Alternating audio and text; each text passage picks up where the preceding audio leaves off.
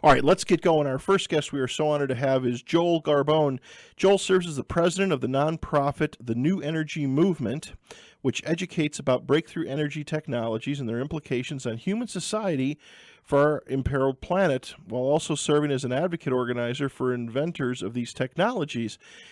He's a founding member of the New Energy Congress, which maintains a publicly viewable database of the most promising breakthrough energy technologies. Joel is author of a historic legislative draft titled Energy Innovation Act of 2007, which serves as a template for new energy legislation and for federal, state, local, and international levels. The legislation's provisions call for urgent and serious public support for research and development of breakthrough energy technologies and was presented to senators and representatives in the United States Congress. Joel also received a Bachelor of Science degree in Applied Science from Miami University, Oxford, Ohio.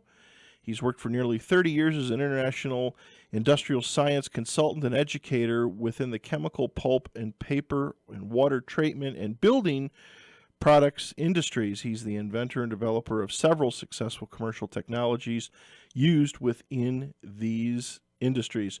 Without any further delay, let's go ahead and get Joel on the line. Joel, good evening, and welcome to Fringe Radio, my friend. Oh, hi, Pat. Thank you. I appreciate you having me on.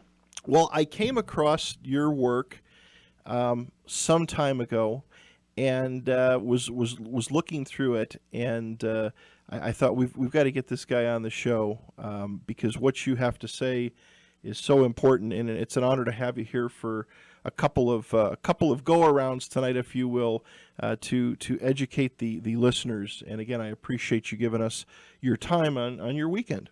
Oh, sure. Well, I think we'll have some fun here too. So how did you, if you could just, of course I read your bio, I just scratched the surface, but for our listeners, how about give us a little bit of your background? How did you get into doing what you're doing? And how did everything kind of start for you? Maybe you could walk us up from a few years back. Okay. Well, as you mentioned, I have a career in the industrial science realm, basically starting out in the chemical and pulp and paper industries, and then did work in water treatment for, it's been almost 30 years now combined.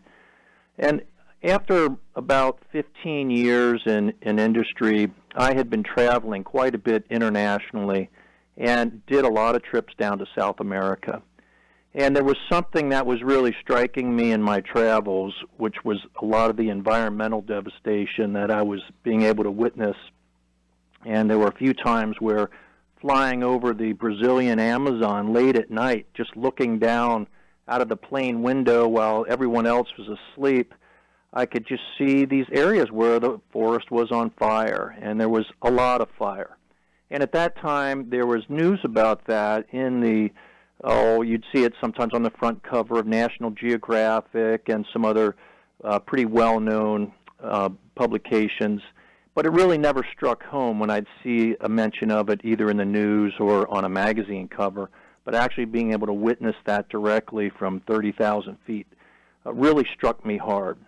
And I started to contemplate more and more about how do I bring what I have learned and the type of skills I have to help turn things around to make this world a better world, because it was so evident to me that we've been engaging in so many practices that are not aligned with life on this planet, and that there must be something that I could do. And I consistently would think about this, and I'm a spiritual man as well as a scientist, and I basically asked that question, what can I do to help, to be of service? And one day I got a very startling answer. And basically, there was a voice that entered into my mind that clearly was not my own, and it said to me very directly, you are to help bring a new form of energy onto this planet. Wow. Well, it startled me, and in that kind of surprised state, all I could think to say was, oh, you mean like solar energy? And the voice, although I don't know how else to say it, but I could see the voice smiling or feel the voice smiling? And it said, no, not solar power, but you'll see. And all I could think to say was, yes, I will do this. And then things started to happen very quickly from that point. And shortly after that, I had gone to a conference that was here in Portland, Oregon, where I live. That was a presentation by someone who maybe many of your listeners might be familiar with, but his name was Drunvalo Melchizedek. And I was listening to this very interesting man give his presentation, and then he made a few references to this video called the Race to Zero Point, Free Energy, the Race to Zero Point. And that just stuck in my mind, given what my experience had been with this voice. So I got this video, I watched it, and I was totally enthralled by what I saw here. There were these various inventors who were talking about their breakthrough energy technologies. There were scientists in there and some other researchers. These included Dr. Brian O'Leary, Gene Manning, Tom Vallone, number of others. And I thought, wow, this just seems so amazing, and it seems like it has such important implications for our planet here. So shortly after that, many of those people who appeared in that film crossed my path in various ways that were most unpredictable, but it was consistently showing that somehow I was to basically plug in and become a hub for a lot of the spokes of this field of breakthrough energy. And it seemed like my skills in this seemed to be as a networker, a communicator, a gatherer of the people who are interested in this, and help to bring some coherence to this fairly fragmented field of breakthrough energy research and try to bring this more into the mainstream awareness. Certainly there had been, at least at that time in the mid-'90s to the early 2000s, there were several organizations that were set up that were researching breakthrough energy. They were talking about it at conferences, but largely these were very technical, focused groups, conferences that might have people who mostly had science degrees and were very skilled in technology, but they really didn't have as part of their constituency people from the mainstream public. And it became very evident to me and to Dr. Brian O'Leary, who asked me to join with him in establishing a new group, that we needed to get this out into the mainstream public. So we embarked on the founding of New Energy Movement. And New Energy Movement is a nonprofit that essentially educates about breakthrough energy technologies and advocates for the inventors of these technologies to help bring not only awareness about what's going on, but bring resources to them and support to these people so that we can get these technologies out into the public domain so they provide a social benefit and an environmental benefit and hopefully correct a lot of the imbalances that are going on the planet. When you talk about energy, Joel, I would assume that's everything from fossil fuels to electricity, stuff that runs machinery or cars. I would assume it kind of covers the whole gamut. Well, when we talk about breakthrough energy technologies, we clearly distinguish from what people normally associate as the renewable, the clean renewable energy sources. So just to give a quick background, most of the power that is generated in this country, I'll start with electrical power, is by burning a fuel. Primarily we're burning coal, we might be burning natural gas, but generally speaking we're using some type of hydrocarbon source for the vast majority of our power production. Then we also have a fairly large percentage that's generated by nuclear power, where we're basically using uranium or plutonium in a fission reaction, Right. and that's providing the heat as a fuel source, using the nuclear elements as a fuel source, and it's generating heat, and much like in one of these processes that burns oil or coal or natural gas, the whole point of it is to generate heat, to boil water, to make steam, to turn a turbine and generate electricity. The other way that is been done commonly is using hydroelectric power, where we're harnessing the power of flowing and falling water, usually off a river, and that provides, for instance, a lot of the power here in the Pacific Northwest, where I live, using the flow of water down the Columbia River and a number of the associated streams that run into that river. So those are the kind of the conventional sources of power, many of them dirty and polluting, as in the burning the fossil fuels or in the conventional nuclear power.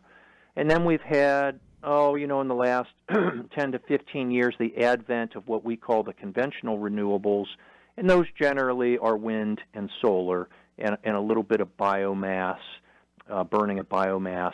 That might be like residues from industry, like the pulp and paper or building products or lumber mills, that type of thing, or using agricultural residues, these type of things. Those are considered renewable because those plants can be grown again and harvested again and capture carbon out of the air, and then they basically use that to grow more plants. But the long and short of it is, these conventional renewables, despite their growth and fairly rapid growth in wind and solar over recent years, still are woefully inadequate to meet our growing energy demands, not just here in the U.S., but globally. So when we talk about breakthrough energy technologies, we're talking about new genres of technology that essentially are frontier physics. These are very leading edge breakthroughs in science and engineering that combine to utilize processes that previously were very little known or poorly understood, and oftentimes may be tapping into a source of energy that we have a very difficult time measuring, but yet through the process of the device itself produces a usable energy output, and that might be in the form of heat or electricity or some type of mechanical power.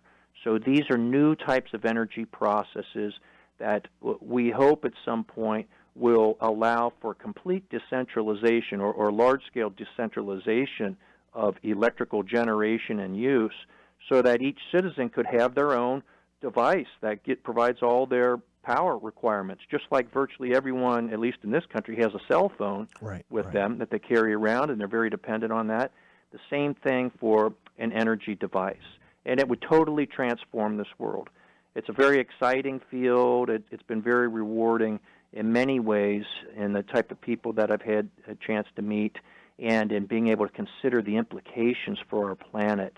And it's just something that you probably hear the passion in my voice about it. And so we're trying to get more people to become aware of the possibilities. Exactly. Well, if we could talk about some of the current technology that we have, my understanding, and you would know better than me, Joel, but solar power, while it helps, it's still not a solve-all by any means. If the sun's out, you can charge the panels and charge the batteries. And my understanding that even the wind power with these big winds, while they do provide energy, the cost factor for putting them in place and the maintenance factor and what they produce as an end result, my understanding is just the numbers are just quite low, if I'm not right or wrong on that. Well, Pat, yes, what you said has a lot of truth in it from these standpoints. First off, these conventional renewables tend to be intermittent. So as you said, the sun only shines for a few hours a day. It's not something where you can use it round the clock. You definitely need some type of storage mechanisms like batteries as backup, something to store that power, because you're not generating power round the clock. Same thing with the wind. If the wind's not blowing, that wind turbine is not spinning. And even with the biomass production, Generally, that's a seasonal thing. You can only harvest the biomass at certain times of the year. Often is the case. But with the focus more on solar and wind, besides the intermittency of the times when you can generate power with those types of technologies, there are some warts that exist. So if you look at wind power, generally you're looking at these very large machines. They are very expensive to maintain, and there tends to be some other things associated with them where many in the environmental circles have been very concerned about the number of birds and bats that are killed annually, because it goes into the tens or hundreds of thousands of birds that are being killed by these, which is not something that the wind industry wants publicized, and understandably so. But it's taking a real toll on a lot of the birds, and oftentimes the ones that get hurt the most are the raptors. So it's the eagles and the hawks, the falcons, osprey, those types. So those are more toward the top of the food chain, and generally, those aren't as abundant to begin with because they are at the top of the food chain. So it can really disrupt some of the ecology when you're taking out those species. There's also been some harmonics that are generated by those that people have apparently been sensitive to in certain areas where where humans might complain about having disruption to their sleep cycles or some other things regarding the frequencies that are generated by those types of turbines. I did see a documentary about those, and it was interesting. It was on Netflix. I can't remember the name of it now, but it was pretty interesting in that a lot of people thought they were going to get rich because these companies approached them to put these on or near their property, wrote them a check, and then after these ginormous things were put up, these people realized that they were in a pretty much of a lifetime commitment. And again, like you said, the noise. The one thing I found interesting was somewhat of the psychological factor. One lady who, there was a whole bay of them right across the road from her. In the afternoon, you would just see the shadows of the blades, where she was in her living room, and all you saw was, the light going on and off, on and off.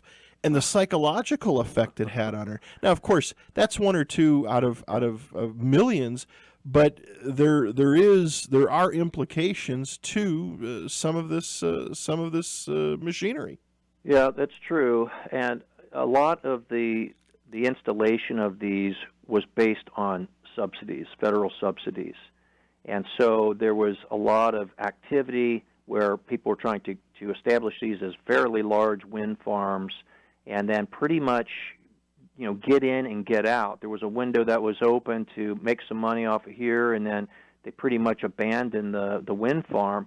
So we actually, here along the Columbia River, we have a number of wind farms, and a number of them are essentially idle, either because there was poor siting of where should those go in, or because there no longer is the maintenance of those, or very importantly, there were problems in the transmission aspect as far as incorporating this intermittent power into the established grid, because that's not an easy task. To have the grid tie-in for intermittent sources of power is a real technical challenge, and that in itself is like a whole other conversation. But there's a lot of challenges with that. So I want to make it clear, though, New Energy Movement, we are supportive of the conventional renewables. We think it's important to move toward all sorts of clean and and renewable energy sources, but we shouldn't put all of our hopes just on one particular type or a few types. We need to keep turning over the stones and getting all types of clean energy technologies out there, so we have a wide portfolio to choose from. Right now, a lot of these big power projects that use wind and solar, they are not decentralized.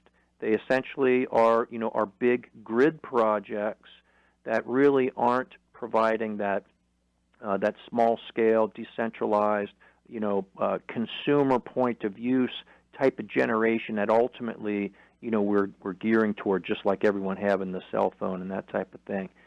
But these technologies, wind and solar, both have improved. I would say solar has come a long way, both in the technology, the efficiency of the standard solar panel has improved quite a bit in the last decade, and the price has come down as well. Yeah. And that's nice. It's making it a lot more affordable, and so there's been a lot of growth in those, both the wind and solar installations. But still, they account for a relatively small percentage of the overall power generation here in the United States. There's a tremendous amount of base load power consumption that still is really just, it's met by burning stuff, burning fossil fuels or nuclear fuels to get it done. And so we really need to have some new types of energy technologies that are clean and cheap and that really have, the promise to usher in a whole new energy era for us. Of all the fuels that we're using today, Joel, above and beyond solar and wind power, of all of them, of coal, of natural gas, and of nuclear, what's the cleanest of them all, or do they all have a trade-off? Yeah, I mean, of the conventional sources, some would say, well, hydropower, hydroelectric power, that's the cleanest because nothing's being burned at all. There's no emissions from that process. But there is a toll on the aquatic biology. I mean, a lot of fish get killed through these turbines.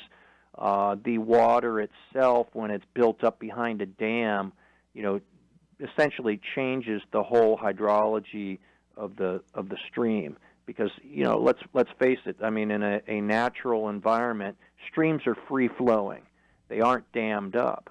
So even having a dam in place, it changes a lot of the stream biology, floods a lot of areas. So there's detriments to that, and then you eventually get silting up behind a dam, which makes it essentially they have a life cycle. They can't just go in perpetuity. They have to be maintained at some point or essentially decommissioned because of the silt buildup.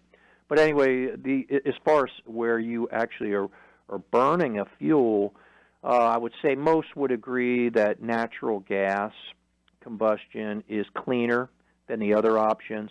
We're seeing a lot of conversion of coal-fired power plants are being converted over to natural gas. There's many of those conversions that have gone on because natural gas is much cleaner. On the nuclear power side, many will say, well, that's the cleanest of all of these that use a fuel because it emits no carbon, no greenhouse gas. And as anyone who is even thinking or breathing, you can hardly go a day without hearing something about global warming, global climate change, greenhouse gas emission, all these types of things. It's a real hot potato topic out there, and it is something important to be aware of. But with nuclear power, of course, you may not be emitting a greenhouse gas, but as we've seen certainly with these catastrophes like Fukushima, Chernobyl, 3 Mile Island, these type of things, there's a lot of really toxic emissions and radioactive emissions that can come when these things have some type of emergency meltdown, and things go awry in a hurry, and it can cause damage to the environment and to the ecosystem and to human health for thousands of years. Right. And we really don't know how to wrap our heads around that because these things are so crazily devastating that it just seems like it's something right out of science fiction. But yet we have hundreds of these nuclear power plants scattered all throughout the world and near population centers, and we certainly there's a lot of evidence that even across a whole ocean that the United States experiences some of the toxic effects of Fukushima, which is still an ongoing problem. With the let me ask you this, Joel, with the nuclear power plant, Of course, it doesn't emit any, any fumes, if you will. But the actual, and I don't know this, but the control rods, the different, the things that produce the heat when you put them together, the uranium and the plutonium, when it's all brought together and it all reacts. How long are those rods or those materials good for? And when they need to be replaced, is the plant shut down? Are those things contained and buried somewhere? What or is it something that can go for years and years and years, and that's not a worry? But I would assume there has to be something that is consumed and eventually needs to be replaced. Well, yeah, the fuel rods themselves have a service life of some number of years, and a nuclear power plant, generally speaking, if I understand it right, is generally designed to have like a 40 or 50-year service life. And we're reaching the ends of those planned design service lives for most of the nuclear power plants in this country. Many of which were put in the the 1960s, 70s, right. That area. And so these things are reaching essentially the end of their design life. Now those fuel rods and any other types of processes that could be vulnerable to radioactivity or some type of contamination, those are a disposal issue. And, there's been this debate going on for years and years about should we have a national nuclear repository for the waste. And you hear the term Yucca Mountain, which is, a potential site, to dispose of waste. The problem that most states have with this is that the nuclear waste ends up getting transported along rail lines or along highways to get to a central repository for that spent fuel. And a lot of people don't like the idea of a train or a semi going through their neighborhood that has this type of highly dangerous material, of radioactive material, correct. All right, everybody, welcome back to Fringe Radio. Our guest tonight, Joel Garbon. Again, Joel, thank you so much for giving us some time and educating us here a little bit. There is, without a doubt, it's a critical item, a critical thing that needs to be looked at probably sooner than later. Well, I agree. When you look, Pat, at what all the global challenges are, the list can be very daunting. But I mentioned before about people see virtually every day in the news about climate change or global warming. We also know that the pollution in our land, water, our soil, that keeps escalating. We have habitat destruction that's occurring in the forests and the oceans and the decline of species through all these ecosystems. And that doesn't even speak to what's going on with the human population with the effects of these geopolitical issues, whether it's terrorism or the resource wars or these huge disparities in human living conditions, and even the price volatility we see in the fuel markets, like what we've seen in the gas prices, over this past year. There's just so many pressing global issues here that it's just feels like an onslaught, I think, to the average citizen about, what the heck is going on our planet?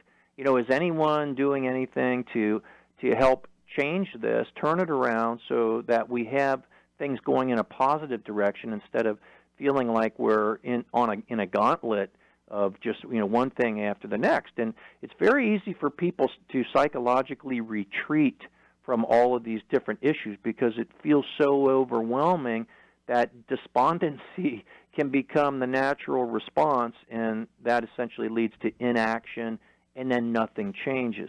And so, while we freely speak to these issues, because it's important not to hide from these things. If your house is on fire, you don't go walk down to the corner bar and have a beer. I mean, you get your neighbors together and you put out the fire as fast as you can, hopefully, and you call the fire department. Well, the same thing is the case here. Individual citizens need to pay attention to these. It would be a really a gross and naive mistake to think that these big problems are being addressed by others, and that you're just trusting, well, the government will take care of that, or oh, there's all these NGOs and nonprofits and all that, they're going to take care of this. No, everybody has a stake in the outcome of this. And so, our appeal from New Energy Movement is to ask people to look at these issues, to understand what the implications are of doing nothing, which aren't very good, or the implications of taking a part in the solution. Because what can result from us entering a new energy era, for instance, is just a whole new world of possibility that could clean up our environment, that could result in a whole new level of independence for people's not only economic independence, but releasing a lot of pent-up human creativity. There's so many who are essentially chained, or they feel like they're chained into a type of living, a type of working that feels like they're in a sort of matrix, and it feels very constraining to their potential. Having a new energy era, a new energy revolution, will provide so many new opportunities and options for people to go about things in a whole new way, and it's just tremendously exciting. And there's all kinds of examples I could give on how that could manifest, but the long and short of it is we need to responsibly look at these things, eyes wide open, and make a choice whether we're going to be part of the solution or just trust that the others are going to take care of it. Right, but I think our government has shown in so many ways that not only is the government incompetent in so many areas to take care of big problems, but they also are the instigators of a lot of problems and are way too easily enmeshed in corrupt activities and manipulation that go on this planet. And I'm sure your audience must be well aware of numerous examples of that. Exactly. You want to take a call, Joel? Absolutely. All right. Caller, good evening. Welcome to K-Talk. You're on with Joel. Hey, pal, this is Harv. How are you? Good. How are you, Harv? Not bad, Joel. It's good to hear you talk. I mentioned Mills Crenshaw that is a broadcaster on this station about 2.5 years ago, 3 maybe. I ran into on the internet, I ran into a neighborhood reactor, supposedly very clean. I think they're like 40 by 40 or something. Take care of the needs of like 30,000 people or something. And yes. You know what I'm talking about? Yes, so there has been a lot of research that has gone on in a number of different countries looking at what are called small modular reactors. They are nuclear reactors. Generally, you could think of them as being able to fit into a shipping container. That they would be able to be set up, in fairly rapid order to serve a small populace. So it might be a town, or might be an industrial facility, something like that, where instead of putting out the amount of power that you get from a conventional large-scale nuclear power source, instead of a gigawatt of power, they're producing maybe between 1 and 50 megawatts, something like that, which is enough to provide power for several hundred or maybe a few thousand homes or a large industrial facility. And I understand that when they replace the rods, that somehow or another, and I can't even remember, it's been so long, that it's a fairly clean process. Well, there has been a lot of new technology in the nuclear field where a lot of the problems that have resulted from these big catastrophes like the Chernobyls and the Fukushimas, where there is a critical meltdown issue because you're dependent on a backup system. You're dependent on pumps to provide cooling water, or some other type of backup that has, like battery backup, that might not last really long enough to address the problem. Those types of reactors really are no longer what's in design now. They now are using systems that that essentially have what they would call passive technology. Was if the reactor had to go into shutdown mode, that it's not relying on some other type of mechanical moving part to have to function in order for there to be a safe shutdown. It'd be something that would happen relatively automatically, and be much more safe. So the safety aspects have been a big part of this. The small and modular characteristics of these are another focus. And then there's even been the discussion of using different types of nuclear fuels. You sometimes hear about thorium reactors and this type of thing. And the nuclear industry itself has been heavily sensitized to the fact that when you have something like a Fukushima happen, oh my God, I mean that just throws a total death pall across the whole industry, because people are looking at a global contamination issue. And I sure do get that. I remember back in the day where earth movers were running on steam, these huge Goliaths, and now you can get a little Bobcat to do what a machine like that did back in the day in just a couple of minutes. I mean, every industry has to pull their weight. That's my thinking. And I'm liking these smaller units. I think it's probably a good way to go. Well, I think you could say that. Well, it's open for one of these crazies from the Middle East to blow it up or something. I don't see it happening. I checked it out. These things are much easier to defend against having some type of sabotage happen. That's been part of the security measure of it. I think what's most likely to happen is that we will see that there's deployment of these small modular reactors in other countries before the U.S. You mean as a testing ground?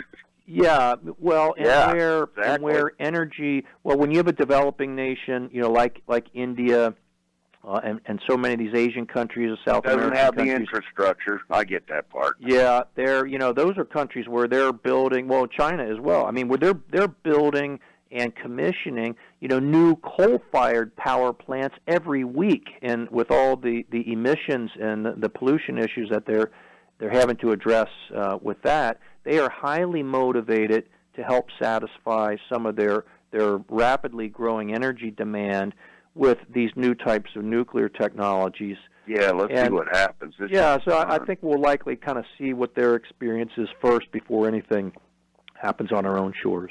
But thank you for your comment. Yeah, hey, Garb, thanks for calling in, brother. All right, little bro. Take care. Bye-bye. I've got another question for you that one of our listeners sent in. Let me get it off to you here, Joel. It says, Joel, with the tonnage of methyl hydrates in the coastal waters that will last us for hundreds of years to come, are methyl hydrates safe? Yeah, methane hydrates is what the question is here. So, first, we need to understand that there's a tremendous amount of hydrocarbons that are in the earth itself.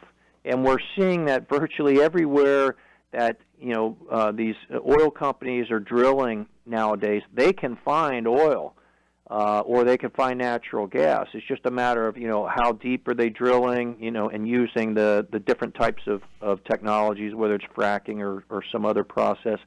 There is a lot of untapped hydrocarbon in this planet. Now, one form of that is lying on the bottom of the oceans, where it's very cold and very intense pressure when you're deep under the ocean. And so natural gas, which would normally bubble up and essentially get released into the atmosphere in warm or shallow water conditions, when it's very cold and very deep, so they're under high pressure, they will exist as essentially like a type of slush or ice down at the bottom of the ocean. So methane is just kind of down there, and it is a potential fuel source.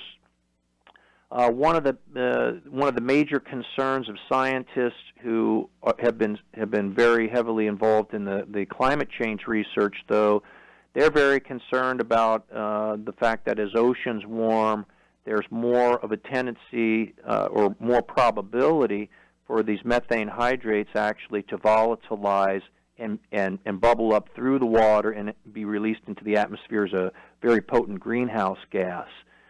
So there's kind of two edges to this whole thing. There's a very strong camp that says, no, don't leave those alone. We don't want to disturb those and release more greenhouse gas. There's others who say, hey, we should be going after any type of combustible fuel wherever we can get it. But it definitely is true that there's a lot, probably hundreds of years of hydrocarbon reserves in the planet itself. The big question is, should we burn it all? Right. Is that the wise thing to do?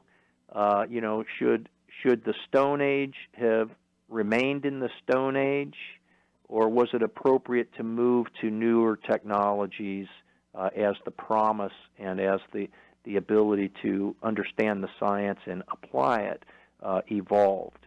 And I would suggest that no, just because we are able to tap into more of these hydrocarbon reserves, it doesn't mean that it's sensible for us to burn those and make more of a pollution mess than what we already have.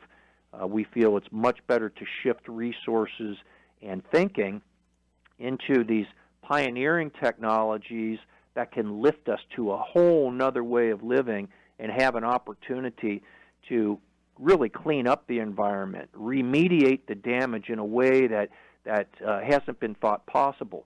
Because I'd have you consider this, Pat. If you had essentially free energy, meaning it's so low cost because of the technologies that could produce it at such a low cost, you now have the ability to clean up the environment that really can't be done right now because of the high cost of energy that would be imparted in the cleanup efforts. So essentially very low cost or nearly free energy gives us the ability to do all kinds of things that previously were thought, economically stifling. Exactly. We've got to take a break here. We've got a couple minutes, then we've got an NBC break. Can we keep you for another go-around on the other side? Absolutely. Because we've talked about a lot of the current situation, some of the attempted fixes, but I'd like to get into the meat, if you can discuss what some of these devices are, or what's some of the theory behind them. I know I've heard a lot of different things. I'd also like to talk a little bit. I'm sure there's some interest. What is big energy going to do? If we can put a little box in the backyard that can power our whole home for next to nothing. What are the energy companies going to think? I know one of the guests I had on last year was a gentleman that was coming out with a line of electric cars, and the biggest problem he had in the release of the line of electric cars was not releasing them. It was trying to calculate the fuel tax, because these cars don't need to pull up to the pump anymore. Right. And that's how the roads are serviced and taken care of. And that was one of their concerns. So I'd like to get your thoughts on some of that. Our guest tonight is Joel Garbon. You can go out and take a look at his website, www.newenergymovement.org. And you can also go to newenergycongress.org. And we also want to talk a little bit about his book as well.